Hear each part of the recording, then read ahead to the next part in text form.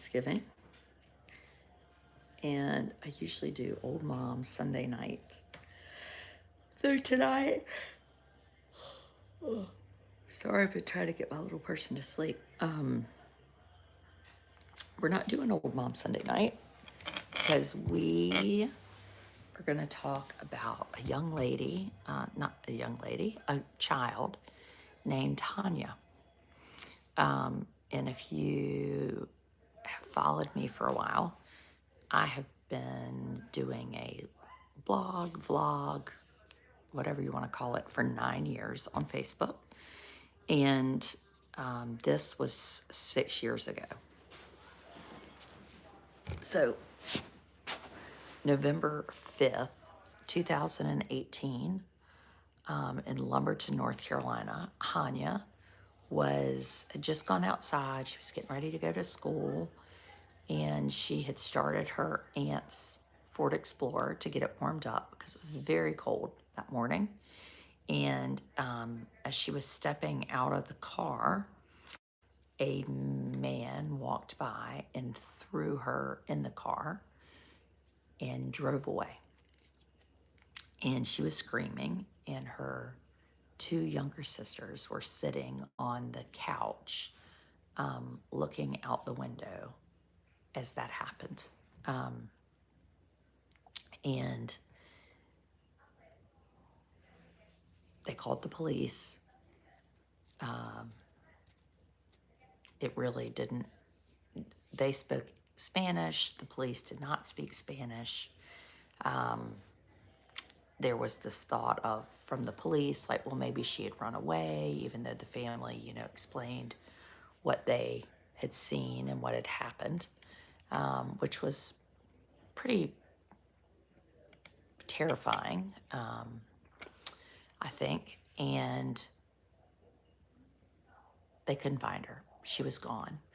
And there's so much to unpack in the story. And so her mother, Sally, is somebody that I call a friend now. And at the time that this happened, her face wasn't on the cover of People magazine. There wasn't, maybe it was shared on WRAL, my blog. Like, it was not a big story. And all I could think about back then was like, what if this had been my daughter, my 13-year-old daughter, and my neighbor or her brothers saw what happened? Would the police come to my house and question me like, well, are you sure she didn't run away? And why would it take 2.5 hours to do an Amber Alert? There were so many really terrible things in the case. I probably didn't start this the right way. But on Friday, something happened this past Friday. And this happened in 2018 on November the 5th.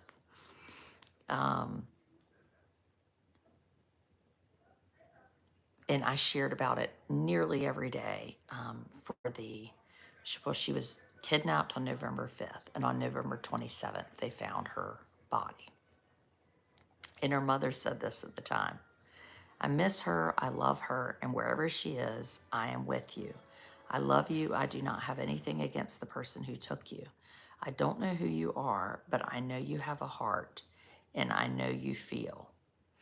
Well, that man was, at the time, 34-year-old Michael Ray McClellan, and he was charged with the kidnapping, rape, and murder of 13-year-old Hania. 13. And on this past Friday, he pled guilty and will serve life in prison with no chance of parole. So he will be in jail for the rest of his life. For 6 years, there's been no trial, there's been no nothing. And I think Hania's mother is grateful that this is over. I think she knew and understood that when there is a death penalty case, there can be one, you get extra defense attorneys, and then you get all these additional appeals. So I think she's appreciative for that. And I'm going to read you a letter that she wrote and emailed to me on Friday. But I can't not go back to like what happened. And so McClellan told friends later that he had killed her and that her body was in this pond on Wiregrass Road. But what's interesting is,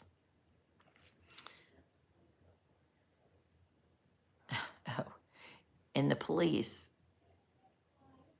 and I don't have anything against police, but I will say the police in Lumberton really botched this case. I mean, people lost their jobs, and nothing was more botched than, to me, than this.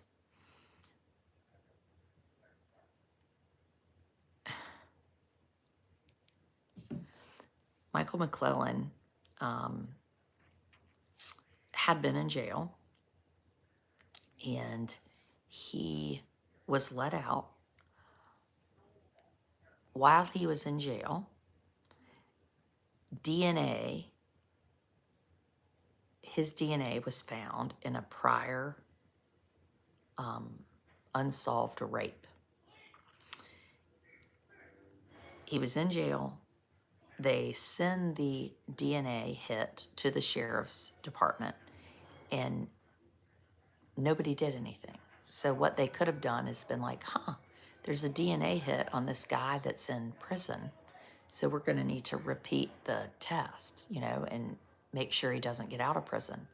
But they didn't. Instead, they sent the DNA hit over to the sheriff's office, and no one did anything about it. And they let him out of jail, and then he raped, kidnapped, and murdered Hania, all because people sucked at their job. Like, I think at the end of the day, you're like, what if that were my child?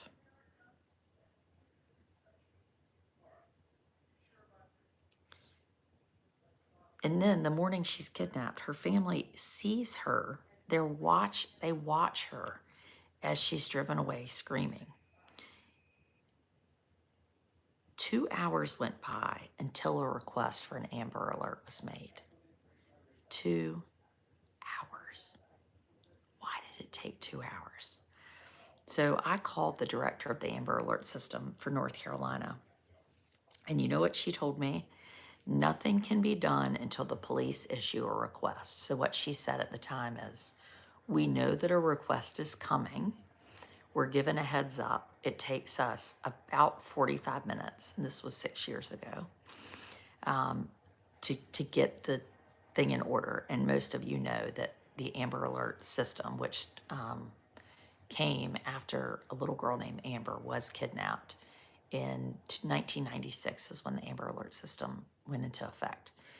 But the head of the Amber Alert system, without commenting on that case, said, we cannot issue an Amber Alert until the police give it. So 2 hours go by. And finally, either the Amber Alert people called the police, or the police called and said, well, where's the Amber Alert? The fax didn't go through. So by the time the Amber Alert went through, Michael McClellan was at a friend's house washing his clothes with a jar of change he had stolen from the Ford Explorer. She never had a freaking chance. The police get there.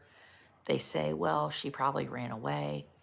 All day long, her family sat with no one to speak to them until 2 p.m. that afternoon when the Spanish teacher got off from teaching at the high school. I swear the police, because I'm the daughter police officer, they do make mistakes. Yeah, and my husband filed a lawsuit on behalf of Sally, and I went to Lumberton and did that with her, and it ended up not, you couldn't go through with it because in order to sue the police, you have to show that it's intentional.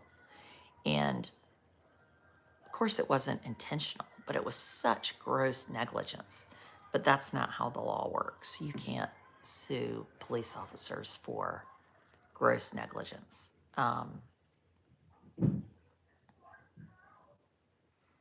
But I just, I think it brings a lot up about, and Elizabeth Smart says a lot, like the fact that I was blonde and blue-eyed and from this nice family, like I'm on the cover of People magazine and they find me. And she was like, indigenous women, minority women don't get the media attention that I did. And I really do think about that. Like their neighbor saw Hania kidnapped, her little sister saw it from the window, yet they can't issue an Amber Alert. Like if that had happened in Edenton, in my driveway to my daughter and my neighbor who doesn't live in a trailer, but as a judge, he sees that and he tells Chief King, who was our police chief at the time, I saw their 13-year-old daughter get kidnapped. Well, would anybody have questioned that that was true? No, no, they wouldn't. What are you watching? Um, What? Where's everybody else? They in? I was doing the video about Hania Aguilar, Oh yeah? and I was just telling them, tell me again when we tried to file the lawsuit and why you can't file a lawsuit. Well, it had to be intentional conduct because of government sovereign immunity. So basically, you're never responsible for any Well, it has to be, gross. intentional wrongdoing, which was impossible to prove in that case. Even though they lost, the report that said that he was dangerous and out. And never That followed was up on that DNA hit. There was no way that we could prove that those were intentional acts, We're not doing the Amber Alert that day.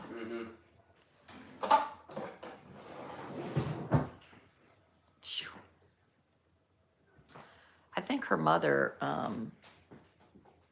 is glad, she's glad that he's in prison Yeah. forever. But it doesn't feel as much like justice to me. Like, why would they have just slipped him in on the calendar on Friday without like having it be? Yeah, Like, what's the purpose in that? Well, they probably found an opening. I don't think that there was any nefarious purpose for why they slipped him in there. But they, to have done that on a Friday, I think it's unusual because that was a very high-profile case. Yeah, it almost seems like they didn't want it to get attention. Yeah. And is that because of all their own problems with it? Probably. Yeah, I'm sure that was a previous administration that had the problems. Yeah, because I called there on Thursday. Hania's mother had reached out to me on Wednesday and said there's going to be a verdict on Friday. And I was like, well, I'm going to call. So I called on Thursday and said, I'm a friend of Sally Hernandez and we're trying to figure out what's happening. She doesn't speak English and she says there's going to be a verdict. They're like, well, ma'am, we can't tell you anything. And I was like, well, you don't have to tell me anything, but I want her to know what's happening. And she was like, well, we have been communicating with her. And I said, I don't mean this like to be a bitch, but if you were communicating with her, then she wouldn't be reaching out to me saying, I'm confused to what's happening. Right? Right. Why did that take 6 years? Is it because they didn't want this case on Friday, that they didn't want a video like this to come out and to point out all the things they did wrong? They were hoping this would just, smooth out, where there are all these statements from people in like the Lumberton Police Department, like, well, we just really hope this gives her peace. Her 13-year-old daughter. That mother suffered the most. There is nothing worse on this planet than you can go through than to lose a child. But to lose a child in the way she did makes me losing my brother to cancer seem like a piece of cake. Honestly. A piece of darn cake.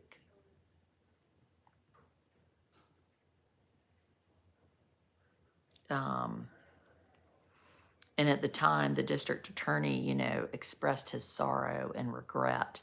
The police acknowledged their ineptness, how the match to a rape kit would have prevented her murder. They said the quote was, slipped through the cracks. Slipped through the cracks.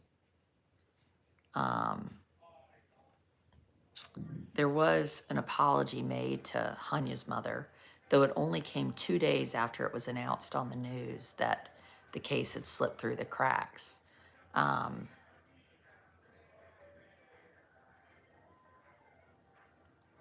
Amber Alert, it took 3 hours. The district attorney barred the FBI from revealing the name of the attacker.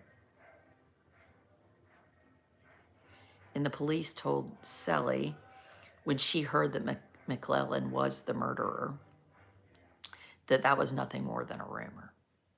There are just so many things that were really wrong.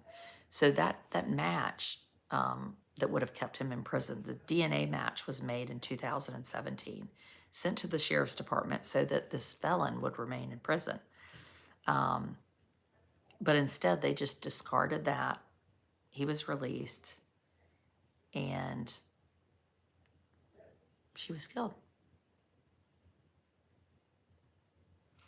So he,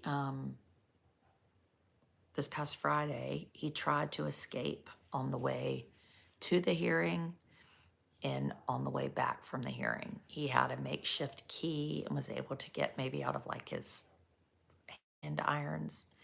And then on the way back, they noticed he was able, again, with a second makeshift key to get out of his handcuffs and was able to get his hand through the like breathing hole in the plastic and got a hold of the deputy's weapon. And the deputy slammed on brakes. They were hit from behind by another patrol car. And the other deputy, a woman, I would just like to point out, because women are awesome, sprayed him in the face with mace. And I was like, why didn't they just shoot him? Does that sound evil?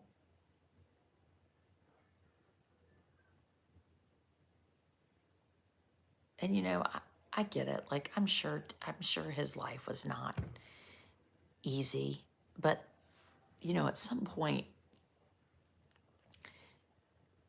we make choices, and he made a choice. And that morning, Sally's mother was going to work very early, and Sally's aunt was taking her to school. And as her mother was pulling out of the mobile home park, she saw him. He had a yellow and black bandana on, African-American Michael McClellan, but he was trying to dress like he was an Hispanic gang member. And she almost ran him over by accident that morning. He cut out by the car. And I've never said to her, like, boy, do you wish you had hit him? Because I would think that if it were me, the answer would be, yeah, I wish I had killed him. So she wrote a letter on Friday, and I want to read it to you because I think it's, pretty powerful.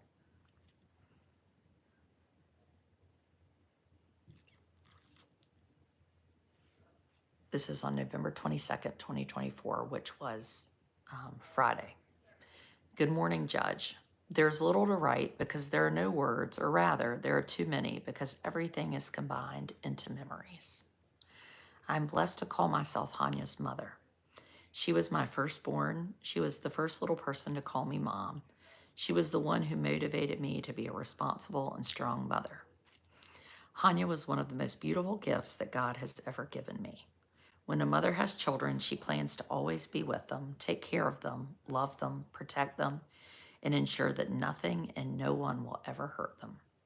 When my daughter was 13 years old, an unscrupulous person came out of nowhere and stole one of my most precious God-given treasures. Never again would I be able to take care of her, love her, or protect her. Hania was a girl who had many dreams to achieve. She wanted to join the Marines, to help those in need, and was a happy girl with a contagious smile that made her shine like a star. Everything changed on November 5th, 2018. It was the day when all her dreams were lost and her light was cruelly extinguished. On that day, my family and I began to live the darkest nightmare of our lives. It is the most terrifying nightmare that a mother, father, sister, friend can have, and life has not been easy in the 6 years we have spent without Hania's presence in our lives. Will you do something for me? Stop for a moment and think about what it feels like to lose a child, to have your child taken away alive and returned dead.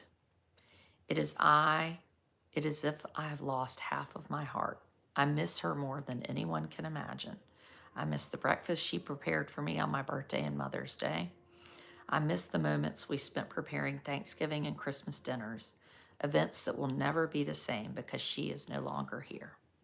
I try to show my family that everything is fine, especially my little ones who depend on me.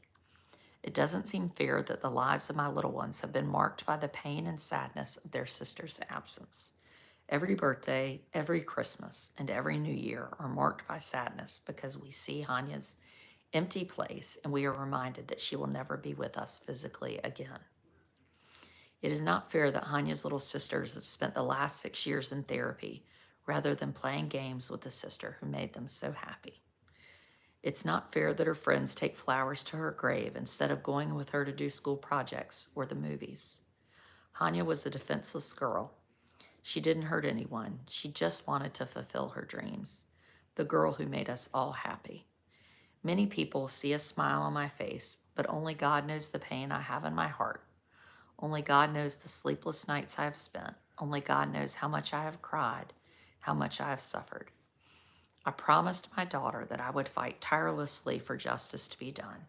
I have put God first because He has been my strength in my affliction, my family, all my friends, and the people who have supported me and who have been a part of this process. Today, I thank God and everyone who has helped me make this day come, and I feel in my heart that justice will finally be done for my princess. Hania will always be remembered in the hearts of those who loved her. Live today, love today, forgive today, because tomorrow may be too late.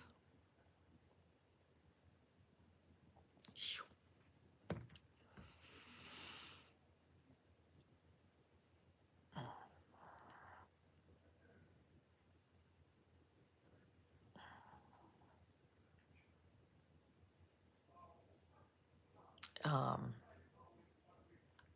I'm going to put up a little GoFundMe for Sally and her family. This will be, I think, the last one we've done. We did one initially when Hania was taken, and then we did another one when we thought the trial was going to happen so that she would be able to miss some work. And I just would like to do one more. I hope if it were my daughter or my family that somebody would think about me. And I think with Christmas coming and the holidays and just want to send her a little bit of love. So Sally, you're your biggest fan. I'm so enamored and amazed by you. And to Hania, I wish you were still in this world to make this earth better. You mattered, and you won't be forgotten, and change has come and will continue to come because of you and the way your mother has fought for justice. And